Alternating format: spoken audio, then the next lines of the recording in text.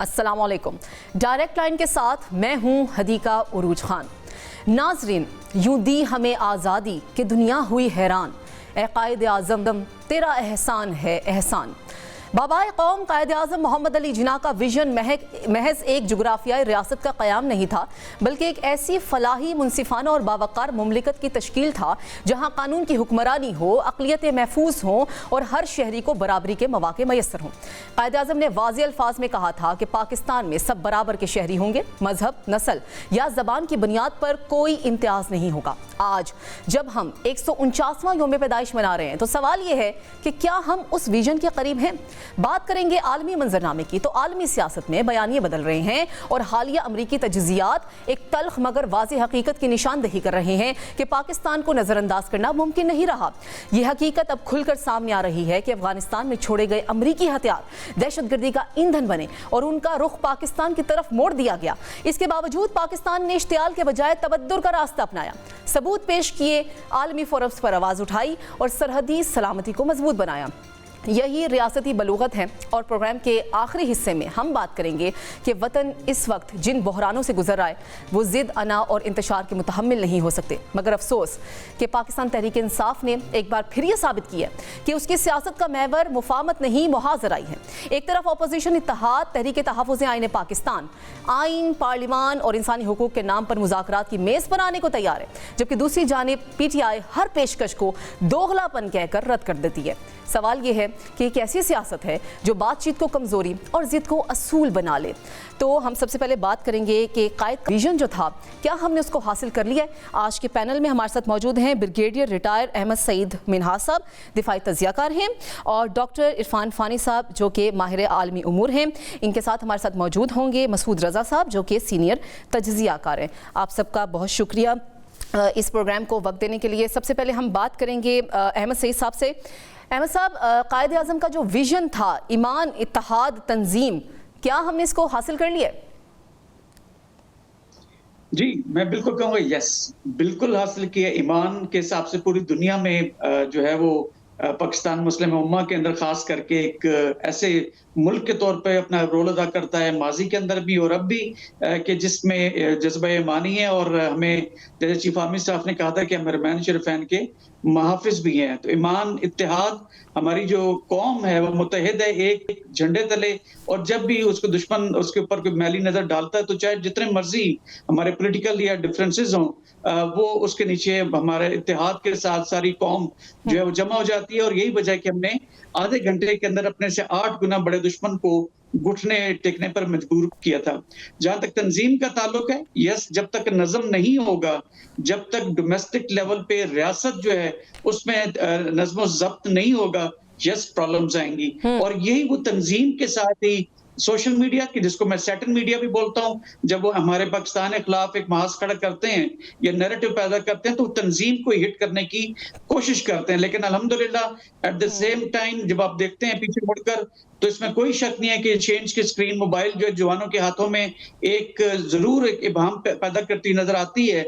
लेकिन जब ऑपरेशन बुनियाना महसूस हुआ तो उसमें पूरी कौम और यही जवान जो है, जहां से हम अल-फतेह मिसाइल फायर कर रहे थे, उसको एज अ पिकनिक के तौर पर ले रहे थे, तो नज़म और तंजीम भी वहां पर पूरी तरीके से नजर आई थी। तो चाहे दुश्मन उसको जितना मर्जी उसे हिट करने की कोशिश करे, हमारे यहाँ तंजीम भी है। तो लिहाजा अल्हम्दुलिल्लाह कायद के जो फरमुदात हैं उसके ऊपर भरपूर तरीके से पूरी कौम, पूरी अफवाज, पूरे इदारे यकजा हैं। हाँ, ये जरूर है कि मुख्तलिफ अदवार के अंदर इनको चैलेंज किया जाता रहा दुश्मन की जानिब से, लेकिन पलट के हम दोबारा से उसी तरह इत्तेहाद, तंजीम और ईमान के साथ शीशा पिलाई हुई दीवार के मानद हर महाज के ऊपर तमाम चैलेंजेस को फेस करने के लिए हमेशा हम वक्त तैयार रहते हैं। जी सही। अच्छा फानी साहब, आपकी तरफ आऊंगी। कायद आज़म ने जो दो कौमी नज़रिया पेश किया, आज वो सही साबित हो रहा है। तब भी हम देखते थे कि भारत में किस तरह अक़लियतें सफ़र करती थी, मुसलमान किस तरह सफ़र करते थे। उन्होंने सिखों को अपने साथ मिलाया, 2 टुकड़े हुए बड़े सग़ीर के। उसके बावजूद आज सिख को किस तरह वो रोंद रहे हैं, हम पूरी दुनिया में देख रहे हैं। और इसके अलावा उनके अंदर जो भी सिख की इबादत गाहें हैं, सिखों की जो बाकी अक़लियतों की इबादत गाहें हैं, उनको तोड़ा जा रहा है। तो आज ये सच साबित होता है कि सिर्फ कायद आज़म ने उस टाइम का विजन नहीं पेश किया था, बल्कि पाकिस्तान का मुस्तकबिल भी पेश किया था। जी हदीका, बिल्कुल। सबसे पहले तो मैं पूरी कौम को कायद-ए-आज़म मोहम्मद अली जिन्नाह का ये जो यौम की मुबारकबाद पेश करता हूँ, और साथ जो हमारी क्रिश्चियन कम्युनिटी है उनको भी मैं क्रिसमस की मुबारकबाद पेश करता हूँ। जो आपने बात किया, जी बिल्कुल, 712 में मोहम्मद बिन कासिम जो है वो बरे सगीर में आता है, बिन कासिम पोर्ट से, कराची के रास्ते से, और फिर आहिस्ता आहिस्ता जो इस्लाम का गलबा है, उस वक्त जो हिंदू मजहब है इस पूरे खित्ते को डोमिनेट कर रहा था। और उसके बाद फिर हम देखते हैं कि वो जो मुसलमान, जो लोअर क्लास के यहाँ के मुसलमान थे, जो लोग हिंदू थे, वो आहिस्ता आहिस्ता इस्लाम की तरफ जो है वो रागिब होना शुरू हो जाते हैं। और with the passage of time इस खित्ते के अंदर भी इस्लाम का जो बोलबाला है इसकी करैक्टरिस्टिक्स की वजह से और इसके फीचर्स की वजह से वो होना शुरू हो जाता है। और उसके बाद आप देखते हैं मुख्तलिफ जो डायनेस्टीज यहाँ पे आती हैं, यहाँ पे तुगलक अंपायर आती है, मुगल अंपायर, और उसके बाद लोधी अंपायर, और जो स्लेव्स की गवर्नमेंट्स भी आती हैं, यहाँ पे रूल करती करती ये जो सिलसिला है ये 1857 तक हमें नजर आता है। और 1857 की जंग आजादी जो है वो हिंदू और मुसलमानों ने मिलकर लड़ी थी उस अंग्रेज के खिलाफ, जिसने इस खित्ते के अंदर 16वीं सदी के अंदर आकर जो कि तिजारत की गरज से आए थे, और यहाँ के पॉलिटिकल सिनारियो के ऊपर भी वो काबिज हो चुका था। और उसके बाद इन दोनों कौमों ने मिलकर जो कि ये हिंदू जो है वो हमेशा से मुसलमानों के गलबे के नीचे रहे हैं। 712 के बाद यहाँ पे मुसलमानों ने इस खित्ते को रूल किया है, और यहाँ की तहजीब, यहाँ का तमद्दुन, यहाँ का कल्चर, यहाँ के खाने, यहाँ का रहन सहन, पहनावे, इन सारों के अंदर जो मुसलमानों की जो सिविलाइजेशन है और जो तहजीब है उसके बड़े गहरे नकूश आपको मिलते हैं। और 1000 साल तक जो हिंदू बनिया था वो जब डोमिनेट रहा, डोमिनेट तो नहीं, मुसलमानों ने तो उसको एक इक्वल सिटीजन के तौर पर ट्रीट किया था इस खित्ते के अंदर। लेकिन 1857 की जंग आजादी के बाद आप देखते हैं कि ये जो हिंदू हैं ये अंग्रेज के साथ मिलकर इन्हीं मुसलमानों को जो है वो सप्रेस करना शुरू कर देते हैं, और इस मुसलमानों के ऊपर मल्टीपल जो लेबल, और 1857 के बाद जो अरसा हयात है वो मुसलमानों के ऊपर तंग कर दिया जाता है। फिर सर सैयद अहमद खान वो शख्स थे जिन्होंने सबसे पहले मुसलमानों के लिए एक अलहदा कौम का जो नजरिया है वो पेश किया। और उसके बाद सर सैयद अहमद खान ने मुसलमानों से ये रिक्वेस्ट की और बार बार उनको ये कहते रहे कि देखें, जब तक आप तालीम हासिल नहीं करेंगे, तालीम पहले हासिल करें, उसके बाद आप सियासत में आए। फिर 1885 के अंदर कांग्रेस बनती है, और कांग्रेस जो है वो सारी की सारी यहाँ की रिप्रेजेंटेटिव जमात थी जो इस बड़े सगीर में मुसलमान और हिंदुओं की। लेकिन हम देखते हैं कि कांग्रेस को भी हिंदू जो है वो डोमिनेट कर लेते हैं। फिर उसके रिजल्ट में जब कांग्रेस जो है वो मुसलमानों को आइसोलेट करने की कोशिश करती है पॉलिटिकल सफेयर के अंदर, तो 1906 के अंदर मुस्लिम लीग जो है वो बनती है। फिर 1913 के अंदर कायद-ए-आज़म मोहम्मद अली जिन्नाह जो है वो मुस्लिम लीग का हिस्सा बन जाते हैं, और वो फिर वो मुस्लिम लीग होती है जो 1916 के अंदर एक लखनऊ पैक्ट भी साइन करती है, जिसके तहत वो इंडिया के साथ एक मुश्तरका हिंदुस्तान की बात करते हैं, जिसके अंदर हिंदू और मुसलमान जो है वो दोनों अपनी अपनी कम्युनिटीज को लेकर और अपने अपने पॉलिटिकल इंटरेस्ट को लेकर अमन के साथ जिंदगी बसर कर सके। लेकिन ये वो हिंदू है जो हमेशा से उसने अय्याराना और मक्काराना और तारीखी तौर पर जो उसने ये समझता रहा कि मुसलमानों ने आकर यहाँ पे काबिज हुआ, और जो आज के मोदी गवर्नमेंट की हिंदुत्व की जो पॉलिसी है उसको जिसने अडॉप्ट किया, तो हम देखते हैं कि 1947 के अंदर पाकिस्तान जो है वो कायद-ए-आज़म की क़यादत के अंदर खूनो किश्त के दरिया बहते हैं, और पाकिस्तान जो है वो मार्ज़े वजूद में आता है। और उसके बाद से लेके आज तक पाकिस्तान जो है वो इंडिया के लिए हमेशा उसकी आंखों में खटकता रहा है कि ये जो मुल्क है हमेशा, और जब भी उसने पाकिस्तान को छेड़ा है हमेशा सुबकी का सामना ही किया है। मसूद रज़ा साहब, कायद-ए-आज़म का विजन पाकिस्तान के लिए और आज का पाकिस्तान कैसे देखते हैं आप? कायद-ए-आज़म की जो ख्वाब था ना, उसकी ताबीर को तो हमने क्या पहुंचना था, बल्कि हम उस ख्वाब से बहुत मील दूर खड़े हैं। और अभी भी हमारी ख्वाहिश ही होती है, बड़ी कौमी ख्वाहिश है कि जैसा कायद-ए-आज़म मुल्क चाहते थे वैसा मुल्क होता हमारा।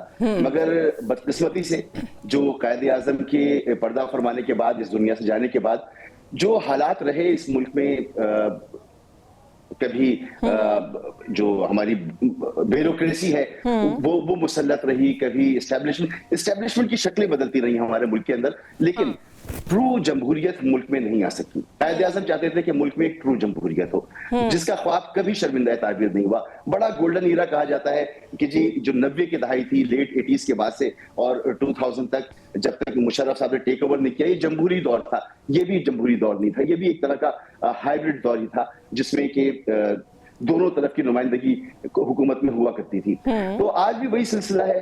आज भी क्या कायदे आजम का पाकिस्तान ये था कि हमारी आधी आबादी जो है खतरे गुर्बत से नीचे जिंदगी गुजार रही हो? क्या कायदे आजम का ख्वाब ये था कि हमारे जो है वो तकरीबन को 40% बच्चे स्कूल से बाहर हों? क्या कायदे आजम का ख्वाब ये था कि हम आलम इस्लाम का किला बनने के बजाय हम इस वक्त दोस्त मुल्कों से इमदाद तलब कर रहे हैं कि किसी तरह से हमारा गुजारा हो जाए? अच्छा मसूद साहब, ये ईमान, इत्तेहाद और तंजीम का जो विजन हमें दिया गया था, कहां पर आपको कमजोरी नजर आ रही है जो इश्यूज आप बता रहे हैं? ईमान में भी रही, इत्तेहाद में भी रही और यकीन में भी कमजोरी है। सही। अगर यकीन हमारा होता अल्लाह ताला के ज़ात के ऊपर तो फिर हमारा ईमान भी मजबूत होता और हमें इत्तेफाक भी होता। बदकिस्मती से मैं कल भी इसको सोच रहा था और स्टडी कर रहा था, हमारे यहाँ जो तफरीक है कौम के अंदर, वो तफरीक पैदा की गई है, ये नहीं कि तफरीक थी।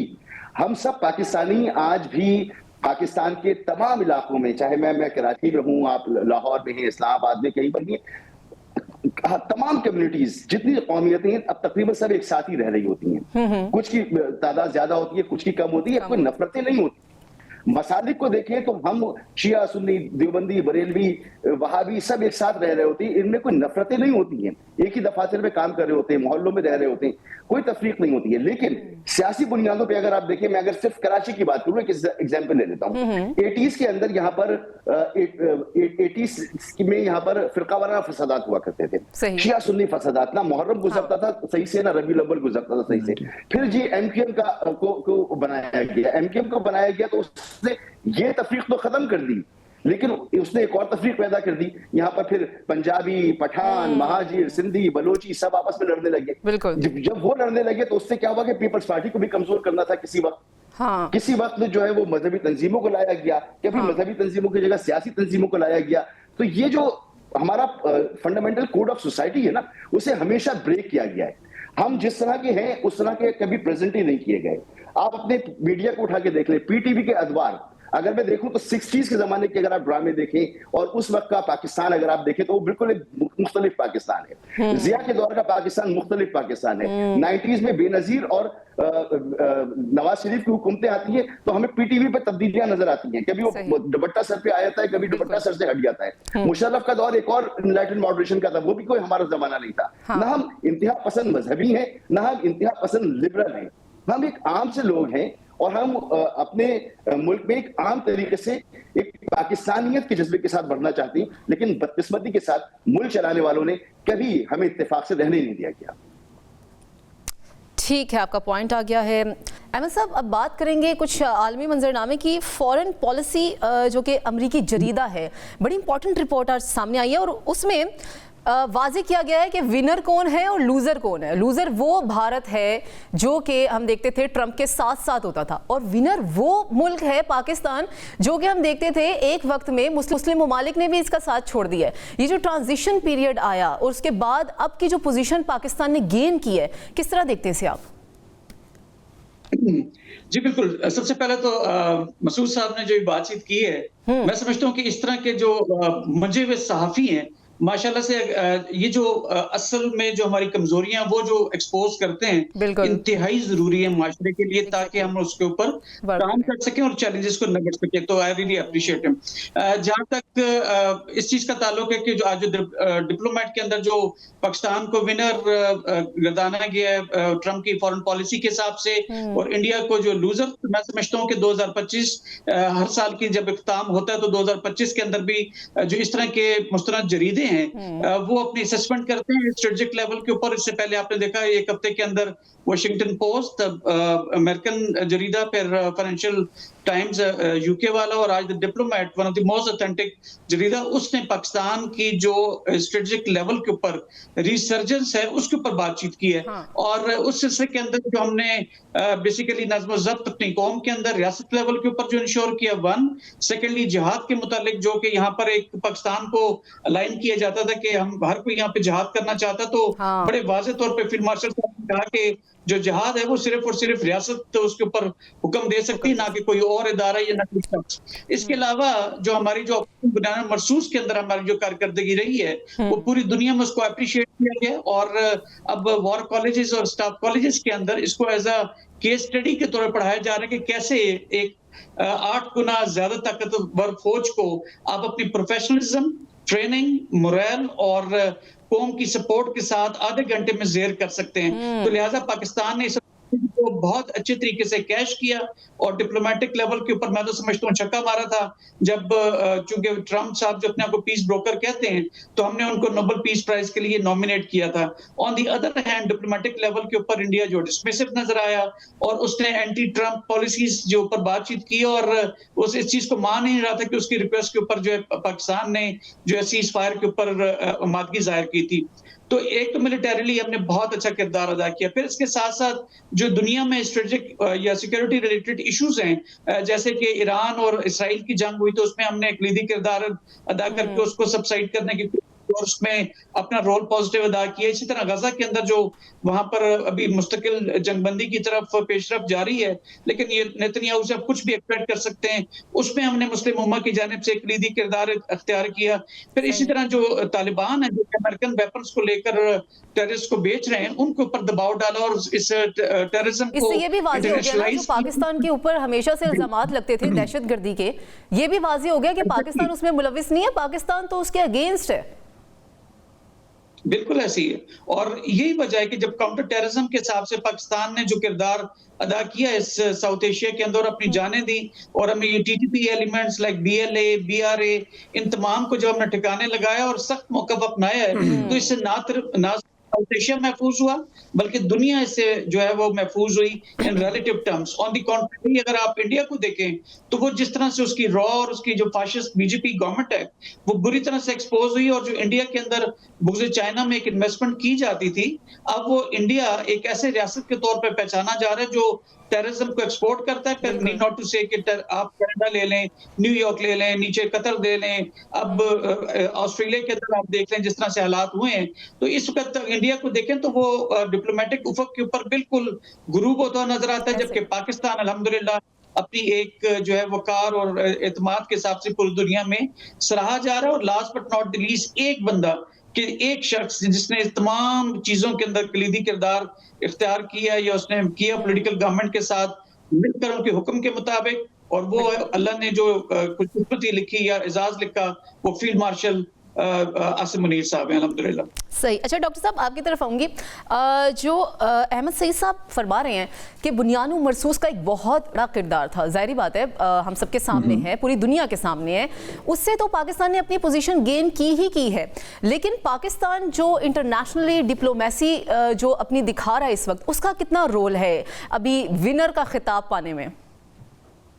देखिए, जो किसी भी मुल्क की जो सियासी तारीख होती है ना, उसके अंदर उतार चढ़ाव आते रहते हैं, और उतार के भी कुछ कॉन्टेक्स्ट और मुहर्रिकात होते हैं, और कोई मुल्क जब टेक ऑफ करता है तो उसके भी कोई मुहर्रिकात और असबाब होते हैं। देखिए, पाकिस्तान गुज़िश्ता 2 अशरों से इंटरनेशनली हमें आइसोलेशन का शिकार नजर आता है। उसके अंदर कुछ ग्लोबल फैक्टर्स, कुछ रीजनल, और कुछ वो जैसे कहते हैं कुछ शहर दे लोग भी जालिम सन, कुछ सानू मरंदा शौक भी सी। तो ग्लोबल वॉर ऑन टेरर के बाद जो है वो जब दहशतगर्दी के खिलाफ अमेरिका ने एक जंग जो है ये दुनिया के ऊपर जो लड़ी, तो उसका इंडिया ने और इसराइल ने बहुत ज्यादा फायदा उठाया। इंडिया ने इस तरीके से फायदा उठाया कि उसने कश्मीर के महाज पर जितनी भी हुर्रियत की तहरीकें थी उनको दहशतगर्दी के साथ मौसूम करना शुरू कर दिया। पाकिस्तान को एक टेररिज्म स्पॉन्सर्ड स्टेट के तौर पर पेश करता था, और अमेरिका उसको इंडोर्स करता हुआ नजर आता था। देखिए, अमेरिका की इस खित्ते को लेके, एशिया को लेके ना हमेशा से डिफरेंट स्ट्रैटेजीज रही हैं। कोल्ड वॉर के दौरान उसकी एशिया पैसिफिक स्ट्रैटेजी थी, जिसके अंदर उसने कम्युनिज्म को कंटेन करना था, चाइना को और नॉर्थ कोरिया को ऊपर नजर रखनी थी, और फिर 2017 के बाद वो ट्रांसफॉर्म होती है। वहां पे फिर आपको इंडो पैसिफिक स्ट्रैटेजी नजर आती है, जिसके अंदर इंडिया को अमेरिका जो है वो एक नेट सिक्योरिटी प्रोवाइडर के तौर पर देखता है इंडियन ओशन के अंदर। लेकिन वो जो तवक्कुआत अमेरिका ने इंडिया से वाबस्ता की थी ना, इंडिया उसको बिल्कुल भी पूरा नहीं कर सका, क्योंकि जो बाइडेन के दौर पे आप देखते हैं बहुत सारे एग्रीमेंट्स होते हैं, लेकिन इंडिया कभी हिमालयाज के अंदर लाइन ऑफ एक्चुअल कंट्रोल के ऊपर चाइना के साथ लड़ता हुआ नजर आता है, अगले दिन वो पाकिस्तान के साथ साथ लड़ता हुआ नजर आता है, तो वो तवक्कुआत पूरी नहीं हुई थी। लिहाजा अमेरिका ने साउथ एशिया को और एशिया को लेके अपनी जो फॉरेन पॉलिसी है उसको रीअसेस किया है और पाकिस्तान को एक रीपोजिशनिंग जो है इस खित्ते के अंदर दी है, जहां जियो स्ट्रैटेजिक जो लोकेशन है पाकिस्तान की के शुमाल में आपको चाइना, मगरिब के अंदर आपके पास अफगानिस्तान और साथ ही उसके ईरान,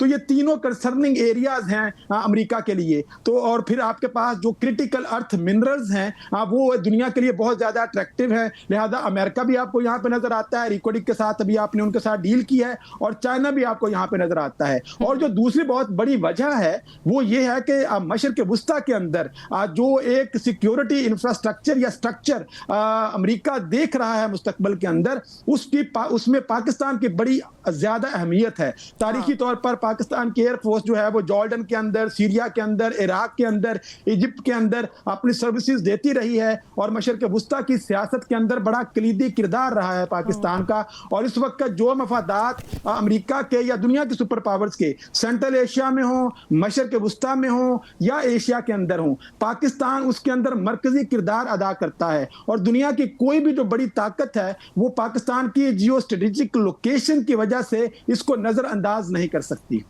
सही। मसूद साहब, जो डॉक्टर साहब फरमा रहे हैं कि अमेरिका के कुछ पुरानी तवक्कुआत थे जिस पर भारत पूरा नहीं उतरा, जिसकी वजह से आज भारत इतना डाउन जा रहा है अमेरिका की नज़र में, क्या वाकई में यही वजूहात थी, पुरानी कुछ तवक्कुआत थी, या फिर ये प्योरली इस चीज़ का नतीजा है कि भारत जंग बुरी तरह से हारा? डॉक्टर साहब ने जो गुफ्तगू फरमाई 100% दुरुस्त है, उनसे इख्तिलाफ करने का तसव्वुर भी नहीं किया जा सकता। डॉक्टर साहब जो कह रहे हैं बिल्कुल दुरुस्त है, और ये भी दुरुस्त है कि पाकिस्तान ने जो जंग लड़ी उससे ही हालात बदले हैं। अगर आप उससे पहले देखें तो पाकिस्तान इंटरनेशनल मंजरनामे पर वो हैसियत नहीं रखता जो आज रखता है। बिल्कुल। तो 2-3 वजूहात जो डॉक्टर साहब ने बयान की बिल्कुल यही वजूहात है। कोई मुल्क इसलिए अहमियत रखता है कि वो कितना सस्टेनेबल है। तो पाकिस्तान ने साबित किया कि अगर पाकिस्तान के ऊपर कोई जारियत मुसल्लत की जाती है तो पाकिस्तान अपना दिफा भी कर सकता है और अपना बड़ा भरपूर दिफा कर सकता है। तो पाकिस्तान एक दिफाई तौर पर एक सस्टेनेबल कंट्री है। आप ये नहीं समझ सकते कि पाकिस्तान में कोई इन्वेस्टमेंट आएगी तो कोई मुल्क उसको थ्रेट करेगा तो पाकिस्तान में किसी की इन्वेस्टमेंट जो है वो खतरे में पड़ेगी, पहली चीज।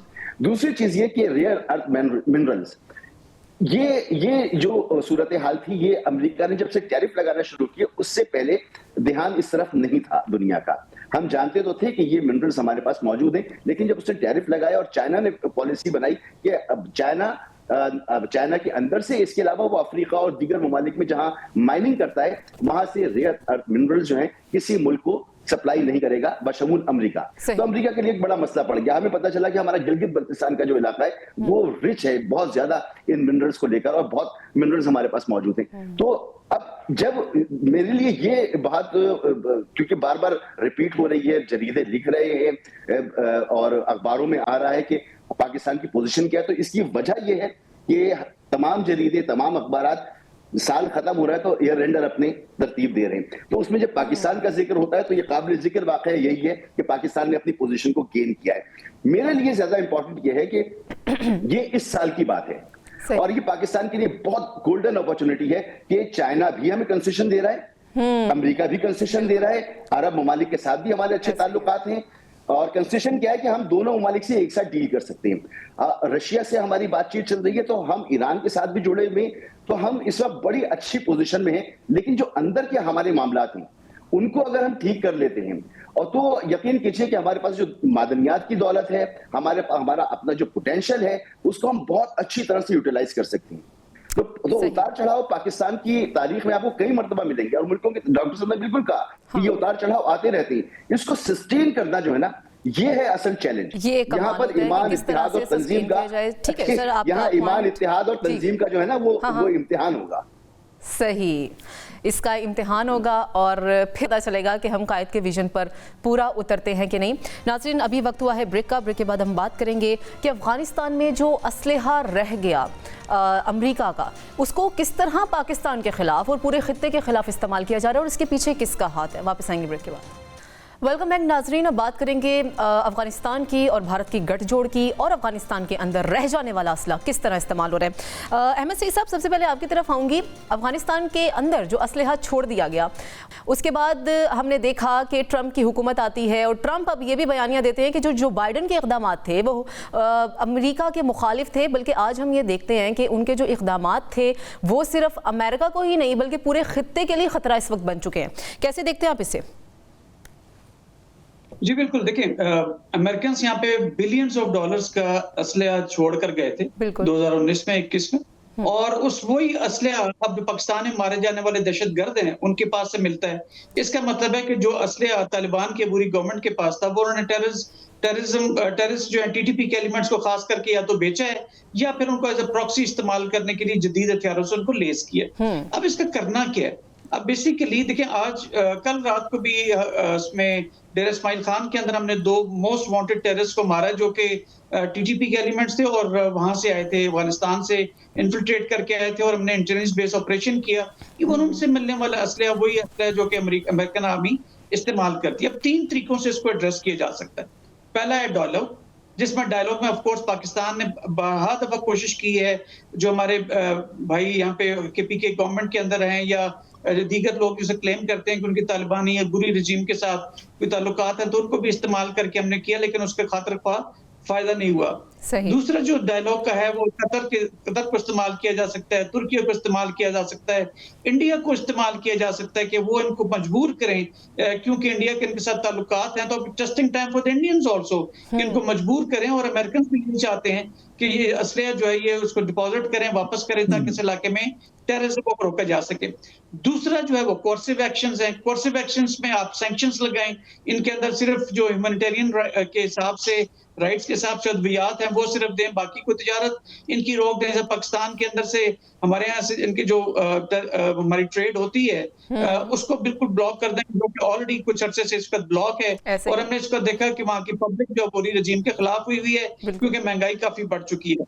Last but not the least, kinetic option, यानी काइनेटिक ऑप्शन मींस कि उसे फिर पाकिस्तान और फिर दीगर ममालिक जहां पर जिनकी शर्त से जो है वो टीटीपी के एलिमेंट जो है वो जो है टीटीपी की शर्त से दीगर ममालिक महफूज नहीं है, तो फिर हमें मिलिट्री एक्शन के ऊपर जाना पड़ेगा और ऐसे तमाम ठिकाने, ऐसे स्टोर्स को तबाह करना पड़ेगा, एंड वी नो कि कहां पे उन्होंने छुपा रखे हैं।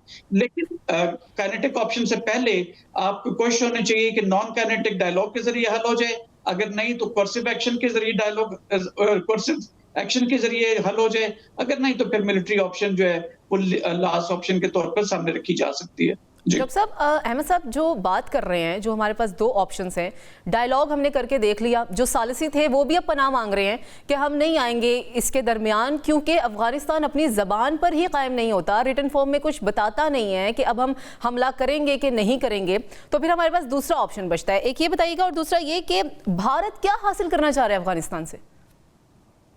देखें, आज इनकी तरफ मसूद साहब इशारा कर रहे थे ना, पाकिस्तान ने अफगानिस्तान से जो भी डिमांड्स अब तक रखी थी, कि देखें सबसे पहले तो टीटीपी को आप लगाम डालें और उनके जो एक्शनेबल आपके जो मेजर्स है ना वो हमें नजर आने चाहिए। और दूसरी पाकिस्तान ने ये कहा कि अगर आप ये नहीं कर सकते तो हम खुद आके आपके मुल्क में वो काम कर लेते हैं जो आप नहीं कर पा रहे। और ये इंटरनेशनल लॉ पाकिस्तान को इजाजत देता है कि अगर किसी दूसरी रियासत की तरफ से अटैक आपके ऊपर हो रहा है तो ये आपके ऊपर right to protect your state and your citizen, आप अपने आप को प्रोटेक्ट करने के लिए दूसरी की सरजमीन में जाकर हमला कर सकते हैं। और तीसरा ये था कि देखिए हम मिलकर एक इंटेलिजेंस शेयरिंग मैकेनिज्म बना लेते हैं जिसके अंदर हम बॉर्डर को आपस में मैनेजमेंट दोनों तरफ से कर लेते हैं। देखिए जो पहले 2 मुतालबात है ना उसके अंदर तो काफी हद तक मैं ये समझता हूं कि पाकिस्तान तालिबान से मनवाने पे कामयाब हो चुका है। अभी आप देखें जो पाकिस्तान के अंदर अभी जो लीडर्स पकड़े गए हैं और उसके अंदर भी अफगानिस्तान की तरफ से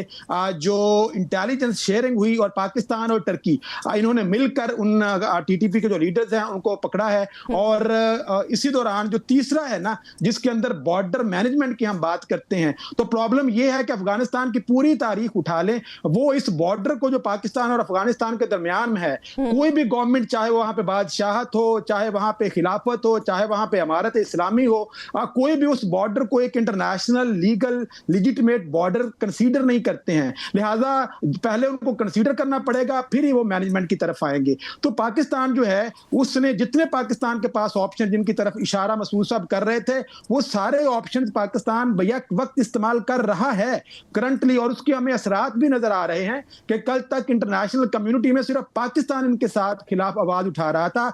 आज अमेरिका से लेके रूस से लेके रात अभी ताजिकिस्तान के अंदर अफगानिस्तान की तरफ से दहशतगर्दों का इन्फिल्ट्रेशन हो रही थी और वहां पे इन्होंने हमला किया ताजिकिस्तान के अंदर, और ताजिकिस्तान की गवर्नमेंट ने फौरन से कहा है कि हमसे माफी मांगी जाए। वहां पे चाइनीज लोग मरते हैं तो उसके पीछे अफगान आपको नजर आते हैं, अमेरिका के अंदर नेशनल गार्ड्स मरते हैं तो वहां पे आपको अफगान नजर आते हैं। तो बुनियादी तौर पर इस वक्त की जो तालिबान रजीम है वो अफगानिस्तान के लिए तो खतरा है ही है, इस पूरे खित्ते के लिए खतरा बन चुका है। ये रियलाइज करवा रहा था पाकिस्तान पूरी दुनिया को। और आज दुनिया के जो एक्शन हैं, अमेरिका ने उनके ऊपर जो ट्रैवल बैन है उनकी लिस्ट में उनको शामिल कर दिया। अफगानिस्तान से कोई भी शहरी वहां पे जाके मुकीम नहीं हो सकता, तालीम के लिए नहीं जा सकता। तो पाकिस्तान की जो इंसेंटिव्स और प्रेशर और डिप्लोमेटिक एफर्ट्स थी उनके रिजल्ट्स तो हमें नजर आ रहे हैं। देखिए, देखना यहाँ पे तालिबान ने ये है कि इस बदलती हुई दुनिया के अंदर जहां पे आप एक मॉडर्न स्टेट सिस्टम का हिस्सा हैं, क्या वहां पे रवायती कबायली रवायात को लेकर आप एग्जिस्ट कर सकते हैं, या आपने बदलती हुई दुनिया के साथ अपने आप को एक मॉडर्न स्टेट कायम करनी है? अब तालिबान के अंदर भी आपको मुख्तलिफ फैक्शन नजर आ रहे हैं, जो कि हैबतुल्लाह की जो गवर्नमेंट है उनको बस ये शख्सियत के तौर पर क्रिटिसाइज करते हुए नजर आते हैं। वहां पे खवातीन जो हैं जो तालीम हासिल करने की बात करती हैं उनको अगवा कर लिया जाता है। और इस वक्त जो अफगानिस्तान के अंदर सिक्योरिटी के मामलात हों, ह्यूमन राइट्स के मामलात हों, तालीम के मामलात हों, अफगानिस्तान का रजीम जो है वो ये अबूरी हुकूमत थी, उसके बाद इलेक्शन भी नहीं करवाए गए। मसूद साहब, ये वाकई अफगानिस्तान जो है वो सोच समझ के दहशतगर्दी करता है या उन्हें असलहे का इस्तेमाल नहीं आता? नहीं, बड़ा सोच समझ के ये लोग करते हैं। और दोनों मेरे मोहतरम कुलीग से जो गुफ्तगू की है वो बहुत ही साइड गुफ्तगू है, और मैं बस उसी को आगे बढ़ाना चाहूंगा कि 3 ऑप्शन की बात की गई और एक तरफ बाकी तमाम ऑप्शंस की बात की गई। मैं समझता हूं कि सबसे पहले तो हमें ये समझना चाहिए कि उम्मा का जो कॉन्सेप्ट हमने इख्तियार किया हुआ है इसको हमें साइड पे भी रखना चाहिए। क्योंकि अफगानिस्तान में बहुत रिजिड किस्म के मुसलमान हैं, लेकिन कोई उम्मा का तसव्वुर वहां पर नहीं है। वो इंडियंस के साथ मिलकर पाकिस्तान को डिस्टेबल करने की कोशिश कर रहे हैं। इसी तरह आप अरब ममालिक में चले जाएं तो नेशनलिज्म पहले है, उम्मा बाद में। सारी दुनिया में नेशनलिज्म पहले, उम्मा बाद में। हमारे नजदीक उम्मा पहले और नेशनलिज्म बाद में। तो सबसे पहले हमें यहाँ पे एक तब्दीली करनी चाहिए। दूसरी बात यह कि अफगानिस्तान के साथ आपने कहा कि वो सोच समझ के करता है, वो बड़ा सोच समझ के करता है। वो उनकी जो वॉर इकोनॉमी है ना, वो 4 दहाइयों से ज्यादा का अरसा है कि वहां पर वॉर इकोनॉमी है, वॉर लॉर्ड्स हैं। लड़ाई होती है, जंग होती है, वो उसके पैसे लेते हैं, किराए के कातिल हैं वो। तो और हमें ये समझना चाहिए कि जो लोग वहां पर हुकूमत कर रहे हैं वो किराए के कातिल हैं। और सही ये गुड तालिबान और बैड तालिबान, तहरीके तालिबान और अफगान तालिबान, इसकी तफरीक हमें नहीं करनी चाहिए। जो लोग वहां पर गए थे अब उनकी वहां शादियां हो चुकी हैं, उनकी बच्चे हैं, वो बड़े हो चुके हैं, उनके खानदानी मरासिम हैं, बॉर्डर के दोनों तरफ भी जो लोग रहते हैं उनके मरासिम हैं। तो उन मरासिम को देखते हुए आप ये नहीं समझ सकते कि तहरीके तालिबान पाकिस्तान और तहरीके तालिबान अफगानिस्तान में कोई फर्क होना चाहिए। हमने तमाम गुफ्तगू कर लिया। अब हल क्या है? मेरे नजदीक ना तो काइनेटिक ऑपरेशन इसका हल है, ना ही आप जो है इसको डायलॉग के जरिए हल कर सकते हैं। अच्छा। इसका हल करने के लिए पाकिस्तान की इस वक्त जो कुव्वत है उसको इस्तेमाल करने की जरूरत है। क्योंकि पाकिस्तान को, पूरी दुनिया को पता है कि जो दोहा मुआहिदा था उसमें ये तहरीर था, इस पर पाकिस्तान भी सिग्नेटरी है, अफगानिस्तान भी है, अमेरिका भी है और नेटो भी है, और वो जामिन भी हैं, कतर और अरब ममालिक जो हैं तो वो भी उसका हिस्सा है। तो वहां ये तय पाया था कि अफगानिस्तान की जमीन किसी दूसरे मुल्क के खिलाफ इस्तेमाल नहीं होगी। और अगर ऐसा हुआ तो वो इमदाद जो अमेरिका से अफगानिस्तान को अभी भी मिलती है, फौजी इमदाद मिलती है, मुल्क चलाने के लिए मिलती है, वो इमदाद बंद कर दी जाएगी। तो सबसे पहले पाकिस्तान को वो इमदाद को बंद करवाने के लिए अपनी सफारतकारी को इस्तेमाल करना चाहिए और वहां पर गैर महसूस तरीके से रजीम की कोशिश करनी चाहिए, जो कि मुश्किल नहीं है। क्योंकि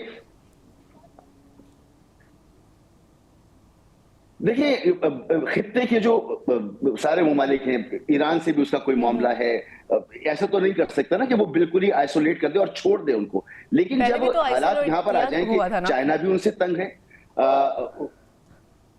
मगर उसके नताइज अच्छे नहीं निकले ना। अब जो सूरत हाल आ रही है, हम वो ये समझे थे और हम समझे थे और सारी दुनिया ये समझी थी कि अब ये इंसान के बच्चे बन जाएंगे, अब ये वो सब कुछ नहीं करेंगे जो इन्होंने पहले किया था। और इनके वादे भी यही थे दुनिया के साथ, लेकिन इन्होंने वही करना शुरू कर दिया जो ये पहले करते थे। तो अब इनसे जो मशरिक़ वुस्ता की रियासतें हैं वो भी परेशान है, जो अपना रशिया की तरफ आप चले, ताजिकिस्तान और उज़्बेकिस्तान वगैरह, वो भी तंग है इनसे, चाइना भी तंग है, हम भी तंग है, ईरान भी तंग है, तो सारे तो पड़ोसी इनसे तंग है, सबके यहाँ तो ये प्रॉब्लम पैदा कर रहे हैं। और वहां पर जो इंसानी हुकूक हैं, बच्चियों की तालीम है, खवातीन के मामलात हैं, जिस तरह का वो निज़ाम चला रहे हैं, वो इस मॉडर्न दुनिया में काबिल कबूल नहीं हो सकता। तो ये पूरा केस लेकर पाकिस्तान को जाना चाहिए, अपनी इस कुव्वत को इस्तेमाल करना चाहिए, जिसका हम जिक्र करें कि पाकिस्तान बड़ा इंटरनेशनल लैंडस्केप पर उसकी पोजीशन है, उसे इस्तेमाल करें। अफगानिस्तान बहुत बड़ा खतरा सिर्फ खित्ते के लिए नहीं बल्कि पूरी दुनिया के लिए बनता जा रहा है।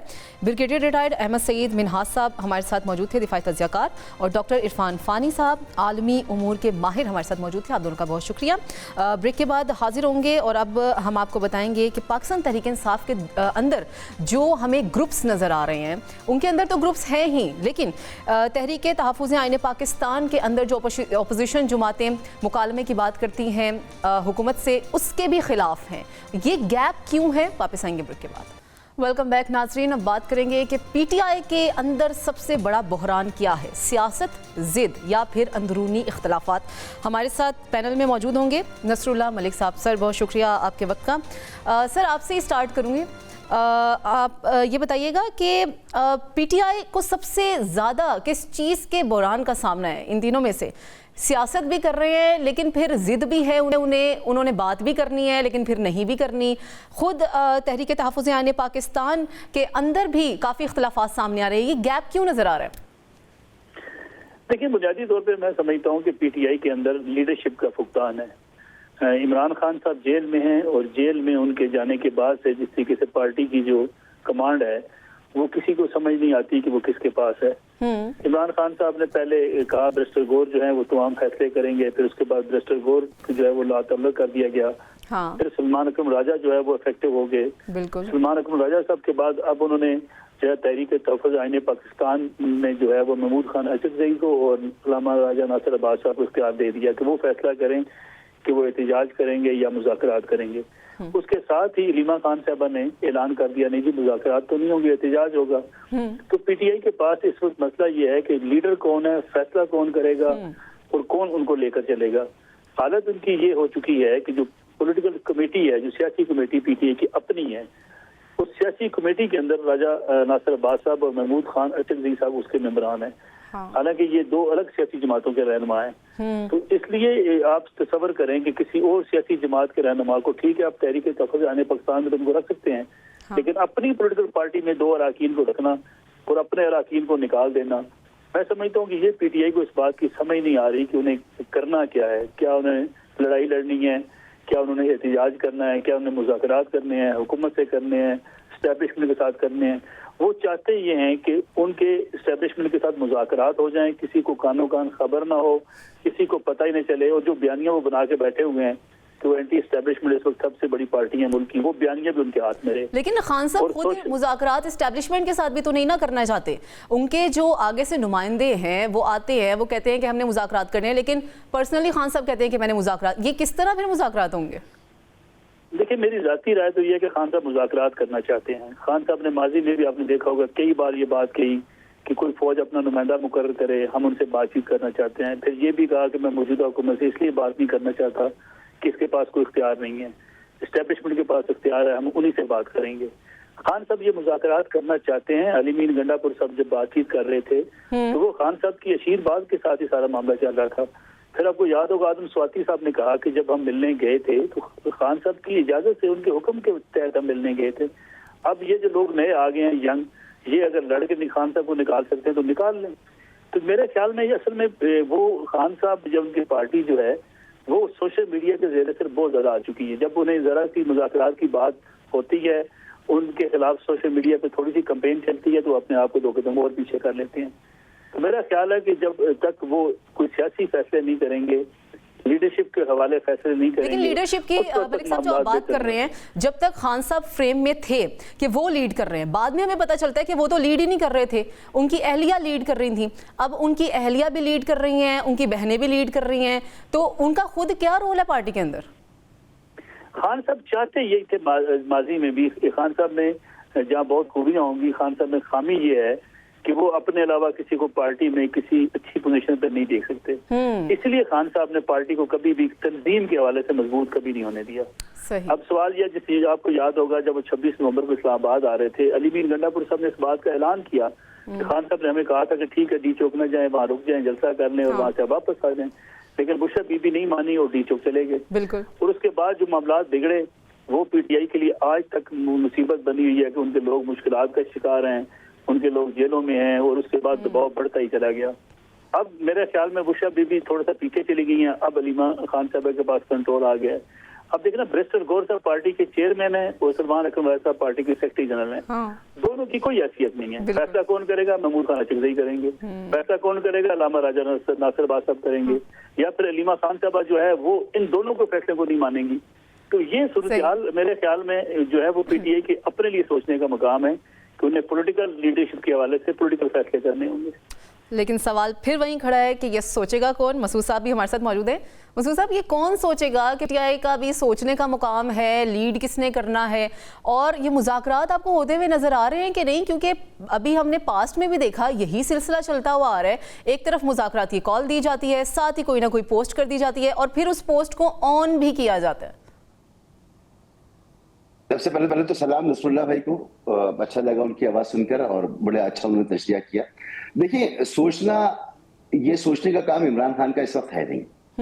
इमरान खान इस वक्त कैद में है, और हमारा जो पॉलिटिकल सिस्टम है, हमारे जो पॉलिटिकल पार्टीज हैं, वो कोई भी पार्टी पूरी तरह से जमहूरी पार्टी नहीं है, क्योंकि हमने जमहूरी पार्टियां बनाने की हमारी ख्वाहिश ही नहीं है। हमने तलबा तंजीमों पर पाबंदी लगाई हुई है, लोकल गवर्नमेंट इलेक्शन हम कराते नहीं है, लीडरशिप को हम परवान चढ़ाते नहीं है। तो चल खानदान, चल शख्सियात जो है उनको हीरो बनाते हैं और फिर उनसे पार्टी चलवाते हैं, और जब वो हमारी बात नहीं मानते तो हम उनके हाथ मोड़ते हैं, उनके कान मोड़ते हैं।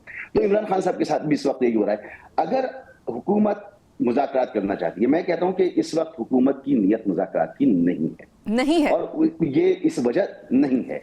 वो इस वजह से कहता हूं कि अगर उन्हें मुज़ाकरात करने हो तो हम सब जानते हैं, नसरुल्लाह भाई भी मानेंगे, आप भी मानेंगे, मैं भी मानूंगा कि अगर कोई बात कर सकता है पीटीआई की तरफ से तो वो इमरान खान है। आप कहते हैं कि वो क्योंकि अब कैदी है तो वो बात नहीं कर सकते, तो भाई कैदी तो वो उस वक्त भी थे जिस वक्त आप आजम सवाती साहब को उनसे मिलने के लिए भेजते थे और सियासी बात नहीं करवाते थे, या बाकी जो कायदीन थे वो भी वो सियासतदान थे, कन्विक्टेड थे, जेल में हुआ करते थे, लेकिन अपनी पार्टी के फैसले किया करते थे। मैं किसी का नाम नहीं ले रहा, मुझे पता है। देखा, वो तो खुशामदीद कह रहे हैं इस बात को कि हम मुज़ाकरात करने के लिए तैयार हैं, लेकिन वो ऑफेंड हो गए इस चीज से कि पीटीआई अपना दोगलापन दिखाती है। देखिए, ये प्लेइंग टू द गिल्टी है। अगर आपने मुज़ाकरात करने तो सीबीएम्स करें ना। हमने कई मुज़ाकरात होते देखे, हमने पूरा मुशर्रफ का दौर अपनी आंखों से देखा है, हमने देखा है किस तरह से मिसाखे जमहूरियत हुआ, किस तरह से ये लीडर्स जो हैं हमारे मुल्क से बाहर गए, किस तरह से वापस आए, तो हमने सब कुछ होते हुए देखा है। तो हमें पता है कि पहले आप कुछ सीबीएम्स करते हैं। सीबीएम्स क्या हो सकते हैं? भाई, कोट लखपत की जो लीडरशिप है उसको थोड़ा सा आप रिलीफ दीजिए, इमरान खान साहब की अहलिया जो है उनको कुछ रिलीफ दीजिए, उनसे मुलाकातें वगैरह। क्या डर है आपको? आप कहते हैं ना उनको तो पब्लिक में सपोर्ट ही लेंगे। तो अगर आपने बातचीत करनी है तो आपको उसके लिए कोई माहौल बनाना होगा, कोई सीबीएम्स करने होंगे। तो सीबीएम्स कौन करेगा? हुकूमत करेगी, हुकूमत ही बड़ी है इस वक्त। तो मगर हुकूमत अगर ये करती है तो ये पूरा निजाम शेक हो जाएगा। फिर दूसरी तरफ से इमरान खान साहब की तरफ से जो मुतालबात है ना, वो भी बहुत सख्त हैं, मगर वो नरम किस वक्त होंगे? जिस वक्त आप एक कदम आगे बढ़ाएंगे। अगर इमरान खान साहब, अब राजा नासिर अब्बास साहब ने और तहरीक तहफ़्फ़ुज़ आईन पाकिस्तान ने कहा कि जी हम मुज़ाकरात के लिए तैयार हैं, लेकिन बात होगी कि मिसाखे जमहूरियत 2 पर और इलेक्शन कमीशन, इलेक्शन रिफॉर्म्स पर और नए इलेक्शन पर। भाई, कैसे वो कर देंगे नए इलेक्शन? कैसे वो अपना इख्तियार उठा के आपके हवाले कर देंगे? मगर उन्होंने एक बात की है, लेकिन इसमें बात हो सकती है ना, इसमें अच्छा। बीच की रास्ता निकल सकता है कि आप जो है वो पार्लिमानी सियासत में वापस आए, हम आपको थोड़ा सा रिलीफ देते हैं, बल्दियाती इलेक्शन कराते हैं, उसमें आप अपना हिस्सा ले लीजिए। बीच का रास्ता निकल सकता है, ऐसा नहीं अच्छा। है, लेकिन निकालना हुकूमत को पड़ेगा। सही। अब अच्छा, इसी ये तरह से बताइएगा जो कि दीगर मुतालबात एक हैं- लेटर लिखा गया वजीर आजम को, जिसपे जी। शाह साहब की पेरोल की रिहाई पर उनका मुतालबा किया गया है कि इन्हें पेरोल पर रिहा कर दिया जाए, और हम शाह साहब को देखते हैं कि वो सजाओं से भी बच जाते हैं। अगर वो बाहर आ जाते हैं तो अवाम एक्सेप्ट करेगी कि नहीं, और वो किस तरह से लीड करेंगे?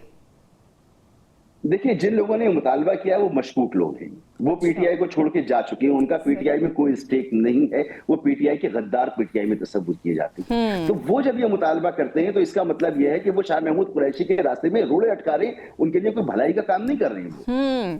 तो हुकूमत भी समझदार है। ये तमाम मामला देखिए, पीटीआई के जो मुतालबात है ना वो बहुत सख्त हैं। हाँ। वो कहते हैं कि जी इस्टेब्लिशमेंट को अपना किरदार जो है महदूद करना चाहिए। भाई इस वक्त नहीं हो सकता, नहीं हो इसलिए नहीं हो सकता कि मुल्क माशी तौर पर इस वक्त वेंटिलेटर से तो निकल आया लेकिन वार्ड में पड़ा हुआ है। हाँ। और हालत अभी क्रिटिकल है। और जितने आपके माशी मामला है उनका जो गारंटर है ना वो इस वक्त पाक फौज है और फील्ड मार्शल आसिम मुनीर है। अगर आप उनको पीछे हटाने की बात करते हैं तो आपका रिकॉर्डिंग है, आपका सीपैक है, आपके इवन ये पीआईए की जो निष्कारी हुई है इसमें उनका किरदार है। जो हम बायलैटरल, ट्रायलैटरल और मुख्तलिफ इदारों से कर्जे लेते हैं, वजीर आजम साहब बरमला कहते हैं कि इसमें फील्ड मार्शल साहब का किरदार है। तो उस किरदार को आप कैसे, फिर जो दहशतगर्दी के मामला हैं उसमें एक बहुत अहम किरदार है। तो इस मौके पर आप कहते हैं कि इस किरदार को लिमिटेड किया जाए, तो ये नहीं हो सकता।